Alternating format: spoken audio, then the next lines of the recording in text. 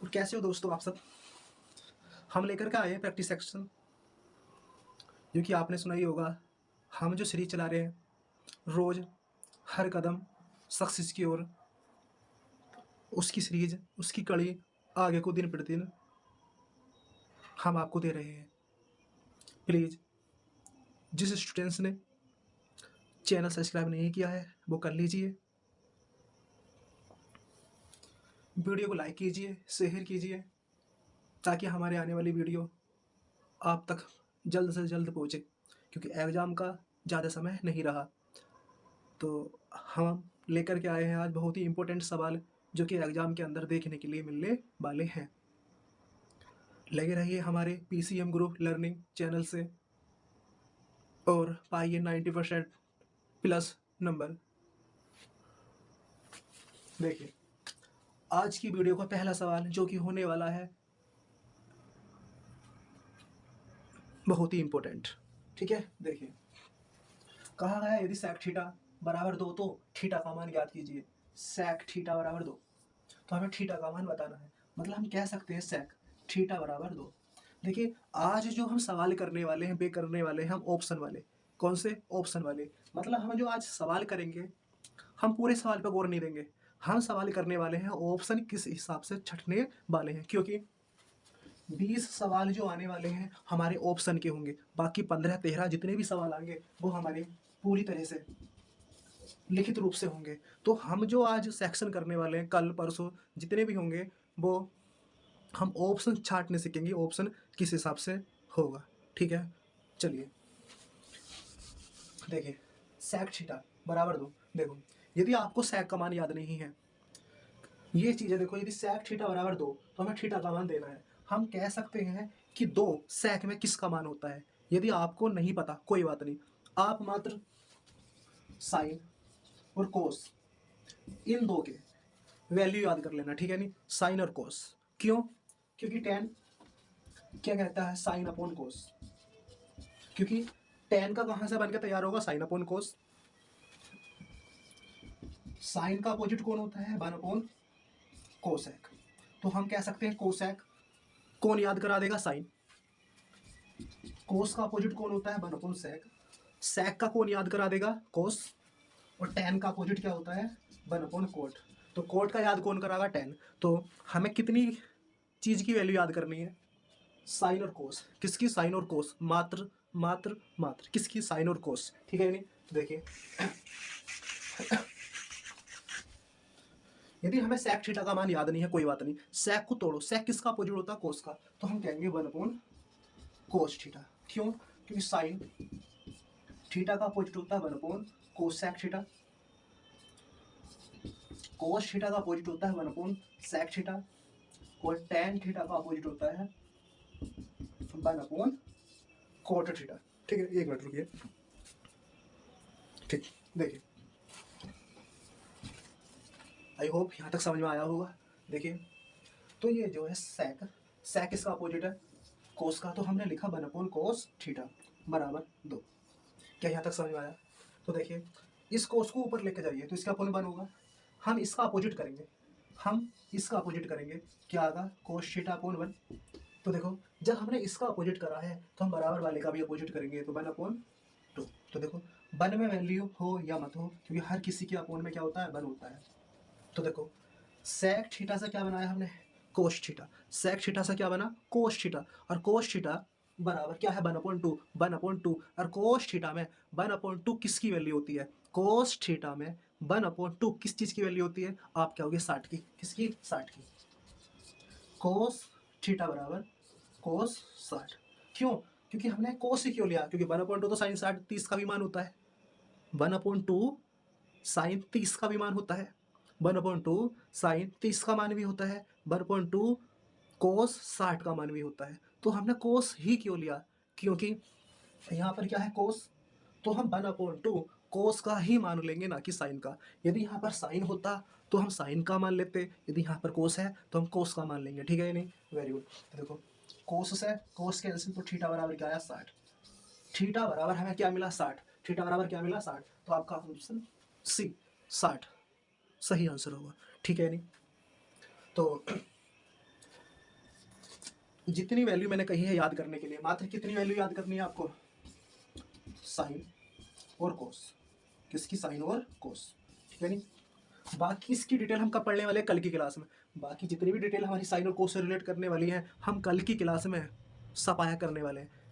फटाफट नोट कीजिए। इस बार इसी पैटर्न का तुम्हें एक ना एक सवाल देखने के लिए मिलने वाला है। कल को हमारी जो वीडियो आने वाली है बहुत ही इंपॉर्टेंट आने वाली है, ठीक है।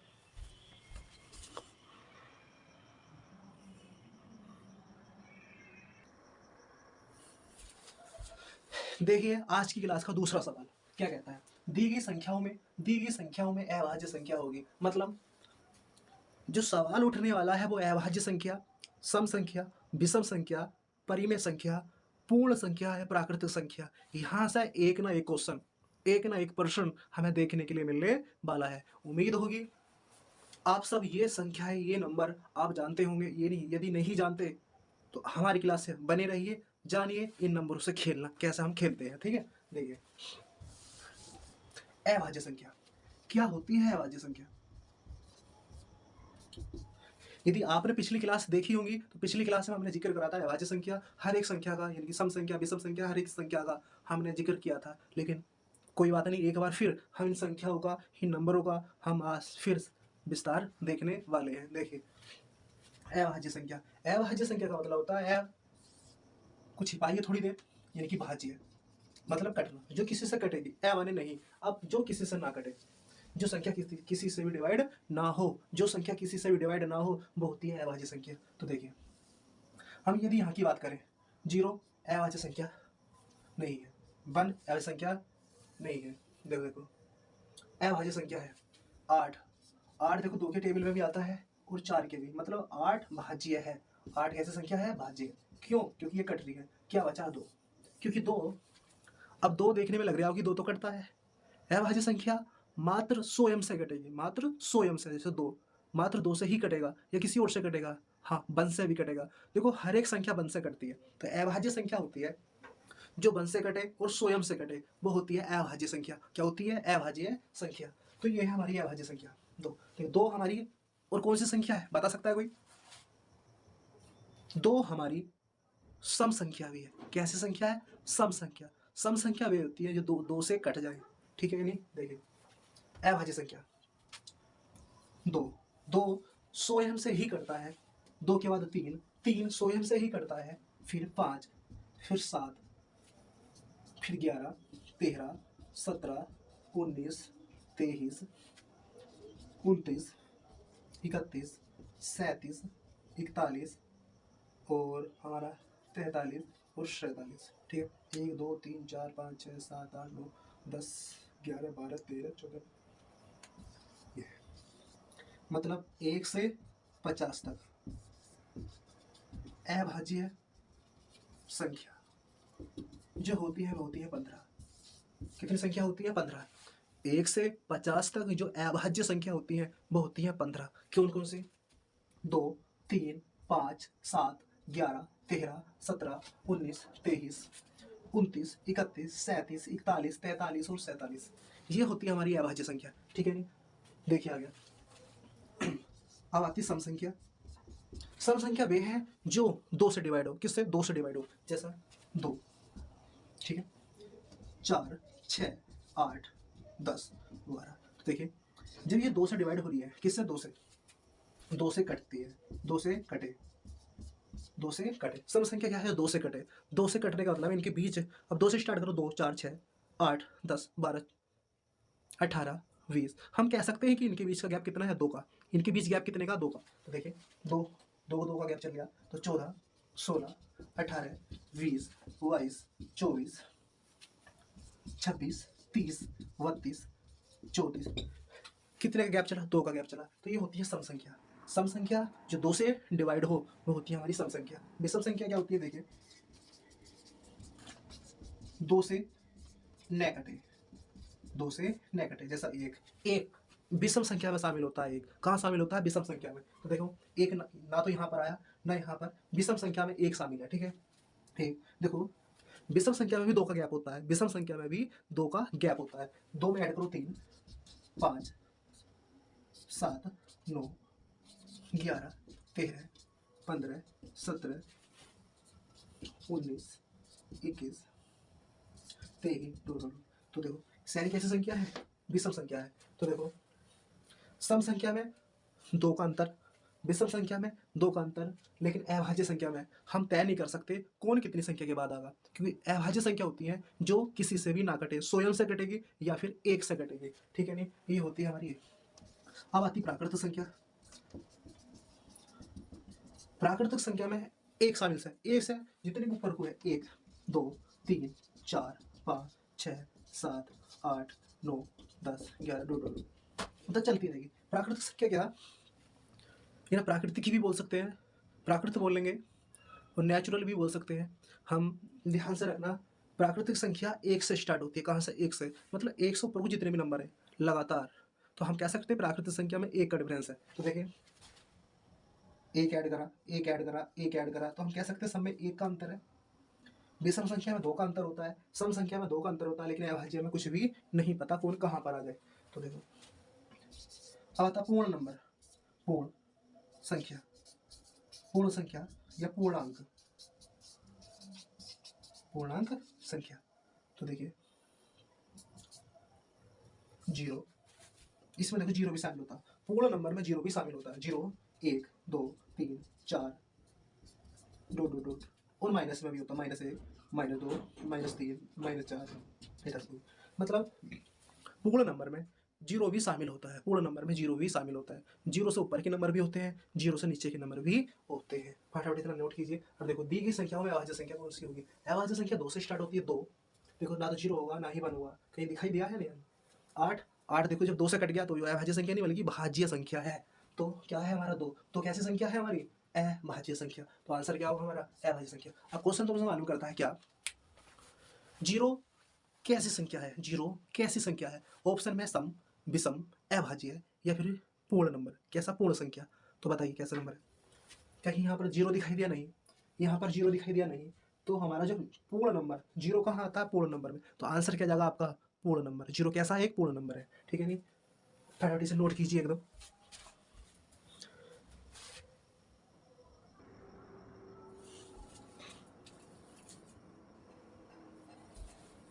देखिए आज की क्लास का तीसरा सवाल क्या कहता है, देखिए यदि 26, 156 का लेस है, 156 है तो में से ज्ञात करो। देखो दो नंबर दिए हैं, लेस दिया है और में से ज्ञात करवा रहा है। तो देखो छोटा सा, इतना अति सुंदर सवाल, तो कितना प्यारा सा क्वेश्चन है। यदि आपके एक छोटा सा सूत्र याद है तो आप कुछ भी ज्ञात कर सकते हो। देखो एक बार मैंने शायद पिछली क्लास में जिक्र भी किया था, लिखवाया भी था, अच्छे ढंग से करवाया भी था, ठीक है? देखिए लेस है गुणा में से बराबर पहली संख्या गुणा दूसरी संख्या। हम कह सकते हैं एलसीएम गुणा एचसीएम, ठीक है? एलसीएम गुणा एचसीएम, क्योंकि एलसीएम लेस होता है एलसीएम, में से होता है एचसीएम, बराबर पहली संख्या गुणा दूसरी संख्या, ठीक है? ये हमने सवाल किया भी था और अच्छे ढंग से पिछली क्लास में हमने अच्छे ढंग से सीखा भी था कि कहाँ से सवाल आने वाले हैं। तो देखिए इस पैटर्न का सवाल आपको एग्जाम के अंदर मिलने वाला है, मिलने वाला है, ये दावा है, ठीक है नहीं? देखिए तो पहली संख्या दूसरी संख्या लेस दिया है। तो देखिए हम बात कर रहे हैं ऑप्शन की कि 20 सवाल हमें करने कैसे हैं। तो 20 सवाल हमें करने हैं, हमें सवाल में जमाना नहीं है कि पहली संख्या ये है, दूसरी संख्या ये है, लेस ये दिया है, में से ज्ञात करना। मेरे भाई डायरेक्ट आप अपना सूत्र लिखिए, सवाल से सब सूत्र की वैल्यू उठाओ और सूत्र के अंदर रख दो। ऐसा नहीं कि पहली संख्या ये है, दूसरी संख्या ये लेस ये है, में से ज्ञात करना है, ऐसा नहीं करना, समय खराब नहीं करना अपना, ठीक है नहीं? तो देखिए लेस है, लेस है कितना दिया है? आप क्या हो गए 156 मल्टीप्लाई, और में से हमें ज्ञात करना है, बराबर पहली संख्या कितनी दी है? आपका वो 26 गुणा दूसरी संख्या कितनी दी है? 156, ठीक है? देखो डायरेक्ट यदि ऑप्शन के सवाल है डायरेक्ट अपने सूत्र में जाओ, सोल्व करो और झट से 1 मिनट में आंसर ले ली, क्योंकि कम से कम 35 सवाल हमें 3 घंटे में करने हैं, ठीक है? क्योंकि 20 ऑप्शन के सवाल है, कम से कम 15 सवाल हमें कॉपी पे करने होंगे अच्छे ढंग से, ठीक है नहीं? देखिए में से निकालना है, लय से दिया है, पहली संख्या दी है, दूसरी संख्या दी है। जब हमें में से निकालना है तो 156 कहाँ जाएगा? अपोन में। कहाँ जाएगा? अपोन में। तो में से बराबर, क्योंकि मल्टीप्लाई वाली चीज बराबर में कहाँ जाती है? अपोन में। 26 गुणा 156 अपोन में आ जाएगा 156। तो देखो कुछ स्टूडेंट कैसे होंगे यहाँ पर कि ऊपर ऊपर की मल्टीप्लाई कर लेंगे। क्या कर लेंगे? ऊपर से ऊपर की मल्टीप्लाई करेंगे, और जो नीचे कैंडिडेट रहेगा बाद में जाके डिवाइड करेंगे। नहीं, हमें ऐसा नहीं करना। हमें देखना है क्या कुछ कट रहा है। अब याद रखना, लेस और में से यदि इस कैटेगरी का यदि सवाल आ रहा है तो समझ लेना नीचे वाला नंबर ऊपर वाले को 100% काटेगा। ठीक है? यानी क्या, यदि इस पैटर्न का यदि सवाल आया है तो नीचे वाला नंबर ऊपर वाले नंबर को 100% काटेगा काटेगा काटेगा। ठीक है? नहीं तो सीखना इतना है, ऊपर ऊपर की मल्टीप्लाई करने से बेहतर है कि नीचे वाले से जो कुछ कट रहा है ना वो काट दीजिए। ठीक है? नहीं तो देखो 156 से 156 कैंसिल, तो में से कितना आया? आप क्या हो गए? 26। आप क्या हो गए? 26। तो देखो डायरेक्ट आंसर आया। अब ऑप्शन का 26, ऑप्शन बी आपका आंसर होगा। ठीक है? नहीं अब कुछ स्टूडेंट कैसे होंगे, आप पहले इन दोनों की मल्टीप्लाई करेंगे, पहले इन दोनों की मल्टीप्लाई करेंगे, फिर उसके बाद 156 से डिवाइड करेंगे इस तरह से। तो बेहतर ये है, यहाँ जो भी मल्टीप्लाई आएगी तो बेहतर ये है कि जो कट रहा है वो काट लीजिए। ठीक है? नहीं थोड़ा नोट कीजिएगा।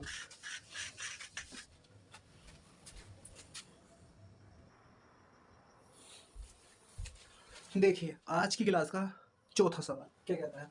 द्विघात समीकरण x² - 4 बराबर 0 का मूल है। मतलब ये ऑप्शन दिए हैं और हमें मूल बताने हैं। देखो मूल का मतलब यही होता है, मैंने एक बार क्लास में जिक्र भी किया था कि मूल मतलब जो भी समीकरण दी हुई है, मूल मतलब वहां से जो x है वह उसका मान निकालना होता है। ठीक है? उतारिए सवाल। x² - 4 बराबर 0। देखो फिर वही वाली बात फिर बता रहा हूँ, हमें 20 सवाल टारगेट लेके चलना है। कौन से? ऑप्शन वाले। तो हमें यहाँ सजाए के नहीं लिखना, डायरेक्ट सवाल उतारो, हमें क्या करना है उस पर काम करना चालू कर दो। ऐसा नहीं लिखना कि 4 क्वेश्चन आंसर बराबर इतना, ये करना वो करना, नहीं, डायरेक्ट आंसर स्टार्ट कर दो। ठीक है? कैसे करना देखिए, x² - 4 बराबर 0। हमें जो निकालना है यहाँ से x का मान निकालना। क्यों? मूल। अरे मूल कहाँ से निकलेंगे? जो x है वही तो आंसर होगा ना। x का मान निकालिए। देखो x², कहीं x इसके अलावा कहीं दिखाई दिया नहीं, तो जो भी x वाले घर रोको, बाकी बराबर भेज दो। 4 बराबर आएगा क्या होगा? प्लस। क्या होगा? प्लस। तो देखिए x इधर स्क्वायर है, जब हम स्क्वायर को बराबर कुदाते हैं तो वो रूट का काम कर लेता है। क्या? रूट का। स्क्वायर रूट क्या बन जाता है? स्क्वायर रूट, यानी कि वर्ग मूल। किसका काम कर लेता है? वर्ग मूल का। ठीक है? तो देखिए जब हम बराबर को कुदाते हैं, जब बराबर को में स्क्वायर को कुदाते हैं तो वो स्क्वायर रूट का रूप ले लेता है, मतलब रूट वर्ग मूल बन जाता है। ठीक है? तो देखो x बराबर 4 किसका वर्ग होता है? 2 का। ठीक है? ये आपका आंसर। लेकिन थोड़ा सा यहाँ पे गौर देना, क्या आंसर जो है हमारे plus minus 0.2 plus minus plus minus plus minus, आखिरकार क्या है ये प्लस माइनस? ठीक है? तो ध्यान रखना, इस प्लस माइनस का मतलब है कि 0.2 प्लस का भी आंसर है और माइनस का भी आंसर है। प्लस 2 प्लस में 2 और माइनस में 2, मतलब 2 प्लस का भी आंसर है और 2 माइनस का आंसर भी है। प्लस का एक भी आंसर है और माइनस का एक भी आंसर है। प्लस का 4 भी आंसर है, प्लस माइनस का 4 भी आंसर है। ठीक है? नहीं तो देखो हमारा तो नॉर्मल 2 आया, लेकिन ध्यान रखना रूट के अंदर से, वर्गमूल के अंदर से जब भी कोई संख्या निकल कर आती है तो वो प्लस माइनस की निकल कर आती है। ठीक है? क्या?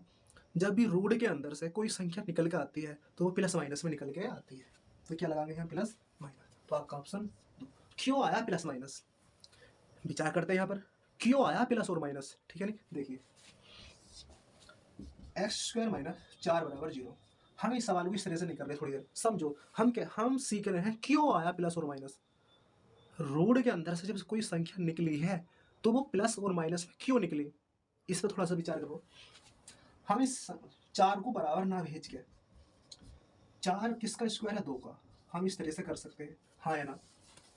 कर सकते हैं। तो देखिए किसका सूत्र का रूप लिया, लिखो चूंकि a² - b² बराबर, एक बार हम जोड़ देते हैं, एक बार हम इसे घटा देते हैं। ठीक है? जब कोई संख्या एक स्क्वायर हो रही है डबल, उनके बीच में माइनस का चिन्ह है, मतलब इस पोजीशन में है a² - b², तो एक बार उसे जोड़ लो, एक बार घटा लो। ठीक है? नहीं तो क्या करेंगे हम, x+2 और x-2 बराबर 0। क्या समझ में आया? x+2 x-2 बराबर 0। क्यों? क्योंकि एक बार हमने जोड़ लिया, एक बार घटा लिया। तो हम क्या करते हैं, अब इसके बराबर भी जीरो ले लो, क्यों, क्योंकि ये गुणा में है। यदि मैं इसकी वैल्यू निकाल लूंगा तो ये जीरो की तरफ जाएगा, ठीक है नहीं, और जीरो के बटे में जब संख्या पहुंचती है तो वो जीरो कर लेता है, तो हम कहेंगे x प्लस 2 बराबर जीरो। इसके बराबर जीरो रखा गया और इसके बराबर भी हम जीरो रखेंगे, ठीक है नहीं। तो यहाँ से जो x का मान आया 2 है यहाँ प्लस का, जब हम इसे बराबर कूदाएंगे तो चिन्ह चेंज हो जाएगा, क्या होगा, माइनस के 2, ठीक है।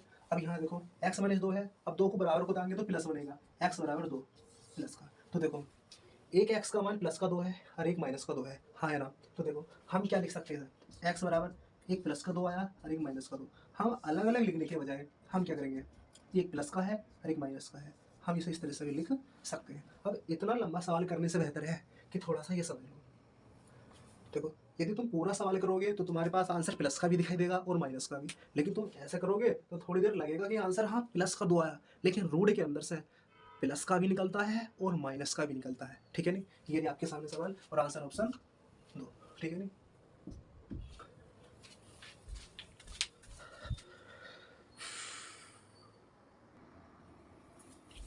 देखिए आज की क्लास का 5वां सवाल क्या कहता है, दो समरूप त्रिभुजों के क्षेत्रफल का अनुपात दे दिया, के अनुपात में है, भुजाओं त्रिभुज की भुजाओं का अनुपात हमें बताना है। तो देखिए कंडीशन आया समरूप, क्या आया, समरूप, ठीक है नहीं। देखो कोई हमारे दो त्रिभुज बने हुए हैं, चलो मान लेते हैं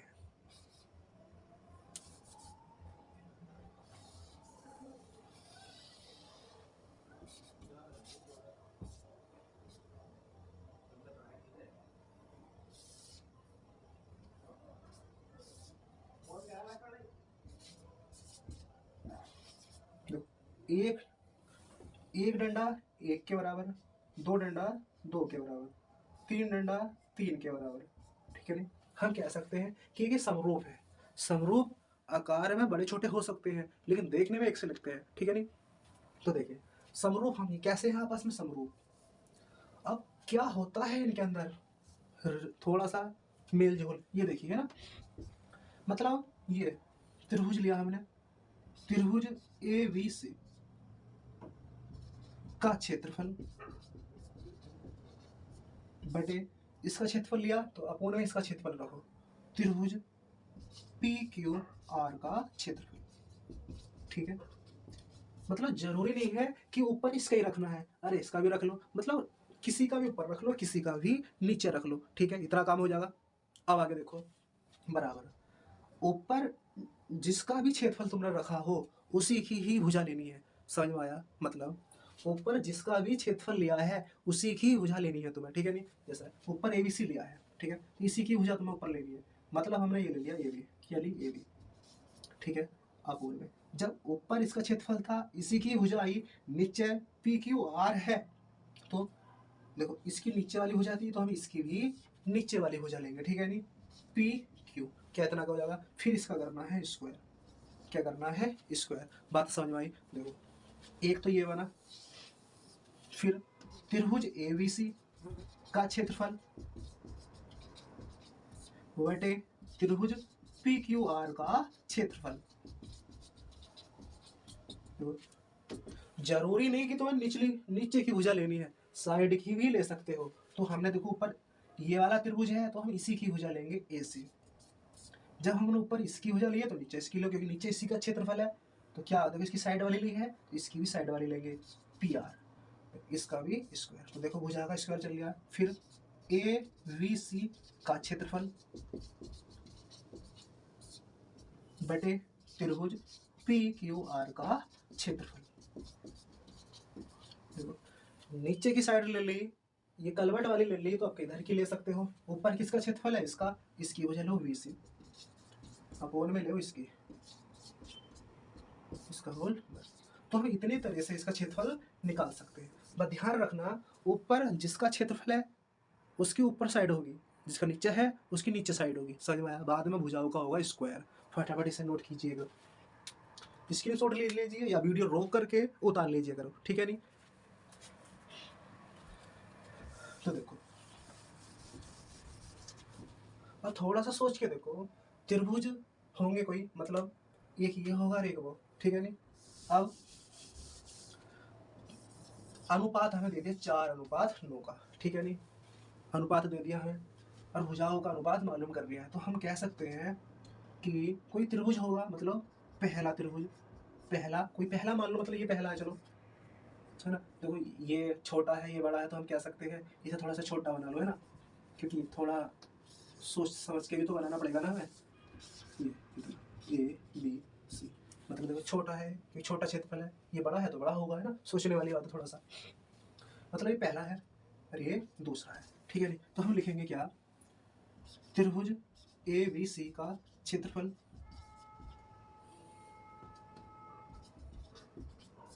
बटे त्रिभुज बड़े वाले का ले लो पी आर क्यू का क्षेत्रफल। क्या लिखेंगे हम, भुजा, किसकी भुजा लेनी है हमें ऊपर, बताओ, सोच सकते हो थोड़ी सी, किसकी भुजा ले सकते हो। चलो यहाँ से कोई सी एक भुजा उठा लो, कोई सी भी एक। अब उसमें हमें खोल के थोड़ी नहीं दिया कि कौन सी भुजा लेनी है, कोई सी भी भुजा ले लो। मतलब हमने ये ले ली नीचे की ये भी, बट इसकी नीचे की ले ली पी की, इसका होल, ठीक है। तो देखो अनुपात दिया है 4:9, तो हमने छोटा वाले तो ऊपर लिया है, देखो ये छोटा था ये बड़ा था, छोटा वाले तो हमने ऊपर रख रखा है, ठीक है। तो देखो 4:9, तो इस अनुपात का मतलब क्या होता है अपोन, मतलब 4/9 ये तो होता है। मतलब हम कह सकते हैं कि इसकी वैल्यू दे रखी है, देखो छोटा वाला था, छोटे का 4, ये बड़ा है तो बड़े का 9। तो हम ये क्या करेंगे, ये क्षेत्रफल की तो मान दिया है, इसे उठाओ यहाँ रखो, 4/9 बराबर ए बी और पी क्यू क्या है हमारी, ये तुम कहोगे भुजा, किसकी भुजा, त्रिभुजों की भुजा, किसकी भुजा है ये, ए बी और पी क्यू क्या है ये हमारा भुजा, ठीक है नहीं। हमें भुजाओं का ही तो अनुपात बताना है, ये भुजा स्क्वायर है, इसे बराबर कुदाओ, कहाँ आगा रोड में, कहाँ आ जाएगा रोड में, बराबर ए बी बटे पी क्यू। तो ए बी बटे पी क्यू, तो 4 किसका रूट है, 2 का, 3 किसका रूट है, 3 का, 9 किसका रूट है, 3 का, ठीक है नहीं। तो इसे लिख लो, ये कहाँ से आया हमारा, ये आया है 4:9 और ये बन गया 4, ठीक है।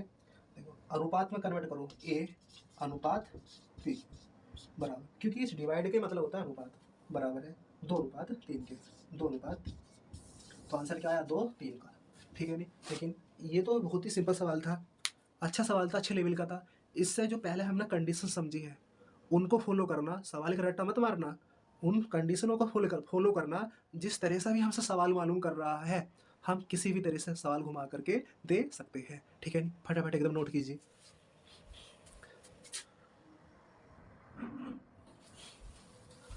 देखिए आज की क्लास का छठा सवाल, ठीक है, वो कह रहा है बिंदु 3,4 की मूल बिंदु से दूरी क्या है। मतलब मूल बिंदु कोई, मतलब यहाँ मूल बिंदु होगा, हम कह सकते हैं कि ये चतुर्थांश है। पहला बिंदु सेट करो, क्या बिंदु निकालो पहले, 3। देखो पहला ये x का मान होता है, फिर y का, समझो पहला x का मान होता है फिर y का। तो x अक्ष पे कितना चला, ये x अक्ष, ये y अक्ष, देखो प्लस प्लस है, प्लस की ओर, देखो इधर की ओर चलेगा तो प्लस, इधर चलेगा तो माइनस, मतलब इधर प्लस, इधर को चलेगा तो माइनस, आपको पता होगा अच्छे ढंग से, ऊपर चलेगा तो प्लस, नीचे चलेगा तो माइनस। प्लस 3 चला, 1 2 3, ऊपर कितना चला 4, 1 2 3 4, तो इन दोनों को आपस में मिलाओ, ये तो बिंदु कहाँ पर है, 3,4 यहाँ पर, और मूल बिंदु ये होता है 0, तो हमें जो दूरी बतानी है ये बतानी है, समझ में आया।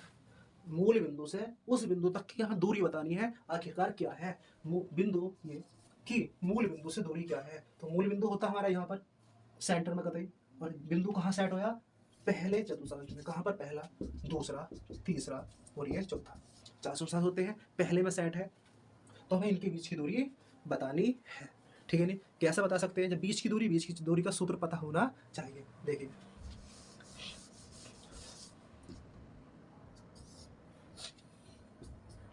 देखो बिंदु 0, हम कह सकते हैं कि बिंदु पर 3,4 है, और दूसरा बिंदु दे रखा मूल बिंदु मतलब 0,0, इन दोनों के बीच की दूरी तो बतानी है। देखो हमें ये हम बीच की दूरी बतानी है, ठीक है नहीं। तो देखो पहला x का मान दूसरा y का, पहला x का मान दूसरा y का, तो x बराबर 3 और y बराबर 4, यहाँ पर x बराबर 0 y बराबर 0। तो देखो क्या इतना काम कर लिया। अब एक बात बताओ, ये भी x का मान, ये भी x का मान, ये y का मान, ये भी y का मान, क्या आप इसमें रिलोगे नहीं, हाँ पक्का रिलेंगे। तो हम इन्हें नाम देंगे क्या, पहले वाले पॉइंट को 1 1 नाम देंगे, दूसरे वाले को 2 2 नाम देंगे, क्योंकि पहले बिंदु से 1 1, दूसरे से 2 2। बात समझ में आई?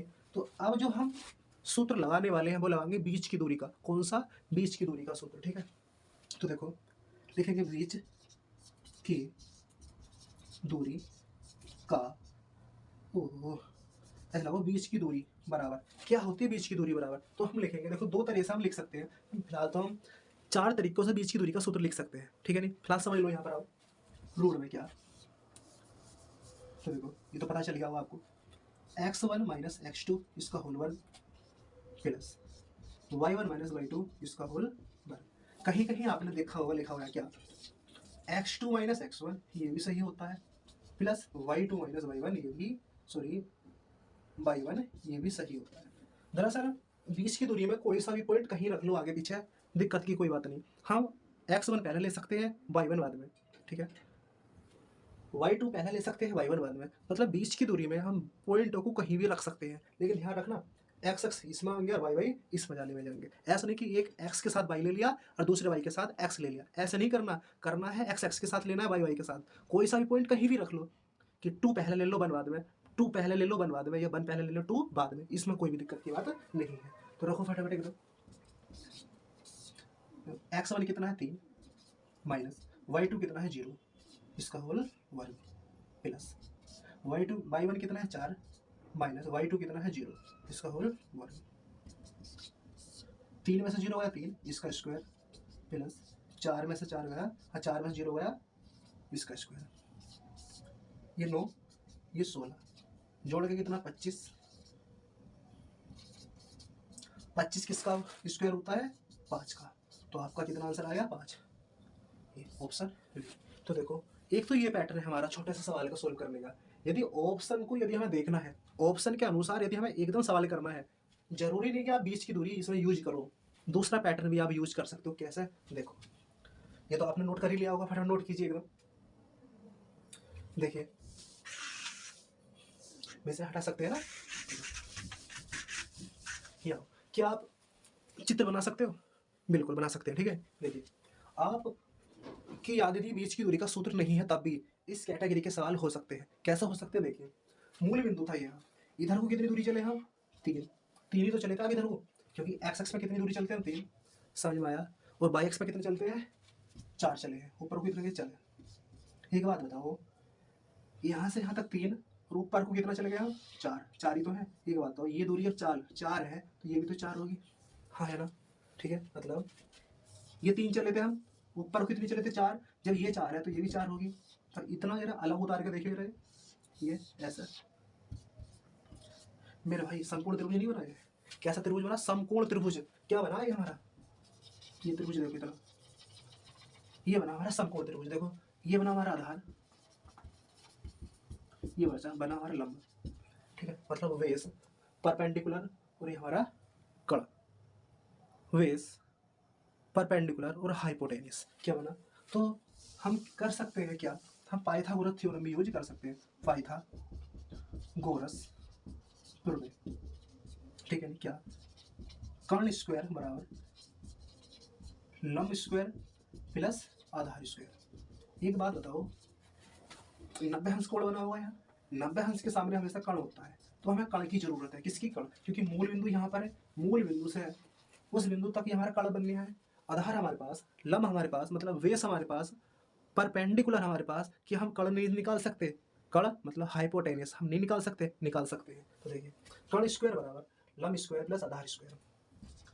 कर्ण स्क्वायर बराबर लंब कितना दिया आप? 4, तो 4 का स्क्वायर प्लस आधार कितना दिया? 3, तो 3 का स्क्वायर। तो कर्ण स्क्वायर बराबर ये कितना? 16, ये कितना? 9, 16 9 25। तो देखो ये हमारा स्क्वायर चल रहा था। अब स्क्वायर को हम बराबर भेजेंगे, क्या बनेगा हमारा? स्क्वायर बराबर हो जाएगा आप कहोगे रूट, और 5 का रूट, हाँ 25 किसका रूट होता है? 5 का। तो ऐसा कितना है? 5। तो इस तरह से भी हम कर सकते हैं।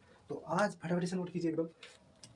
तो आज के लिए इतना ही, मिलते हैं कल को फिर इंपॉर्टेंट सवाल के साथ। तो यदि आपको वीडियो अच्छी लगी है तो शेयर कीजिए अपने दोस्तों को, अपने पड़ोसियों को, और हो सकता है तो अपनी पूरी क्लास में क्लास के बारे में बता दीजिए, ताकि जो हमारा समय बचा है, मुश्किल से 1 महीना भी नहीं बचा है एग्ज़ाम का, मतलब कह सकते हैं 1 महीने के बाद हमारा मैथ का पेपर होगा, ठीक है नहीं? तो हम जो स्टार्ट चल रहे हैं हमारे ऑप्शन वाली, किस तरह से हमें ऑप्शन सोल्व करने हैं, कम समय में 20 के 20 क्वेश्चन करने हैं। क्यों? ताकि हम बाकी जो हमारे क्वेश्चन बचेंगे लिखित वाले, वो अच्छे ढंग से हम कर सकते हैं, ठीक है? तो जिसने हमारे चैनल सब्सक्राइब नहीं किया कर लीजिए, ताकि हमारी आने वाली वीडियो सबसे पहले आप देखें। वीडियो देखिए, नंबर बढ़ाइए और अपने माँ-बाप का सपना पूरा कीजिए।